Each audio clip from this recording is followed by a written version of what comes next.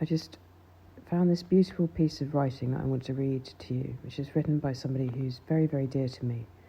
And it was written when he was in his teenage years, about how it felt for him to be ugly. Okay, you ready? I quite understand that in this account of my relations with Serena Gresham, I must seem pessimistic and negative to a tedious degree. But you have to understand that at this time in my life, I was young and ugly. To be ugly when young is something that no one who has not experienced it should ever claim to understand.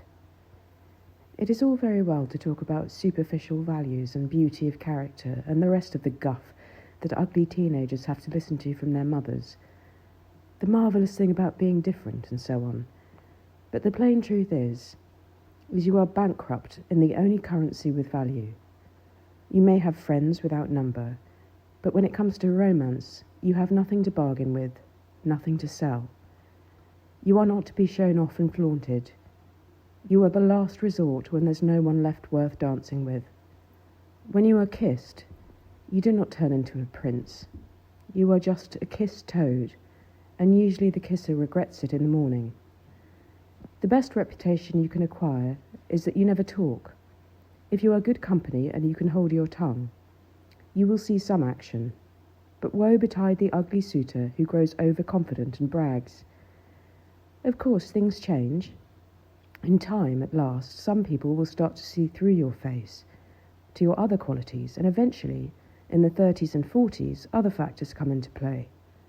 Success will mend your features, and so will money. And this is not actually because the women concerned are necessarily mercenary. It is because you have begun to smell differently. Success makes you a different person. But you never forget that, sorry, this makes me cry. But you never forget those very few grade-A mugged who loved you when no one else did. In the words of a thriller, a woman... Oh, sorry, I've mucked it up because I was crying. In the words of a thriller, I know who you are, and you will always have a place in my heart. But even I've mucked it up right at the end. But even the least of these did not come along before my middle 20s. When I was 18, ugly and in love, I knew I was in love alone. Oh, gosh, that's so beautiful. Anyway, how do I press stop? And I'll share it with you guys.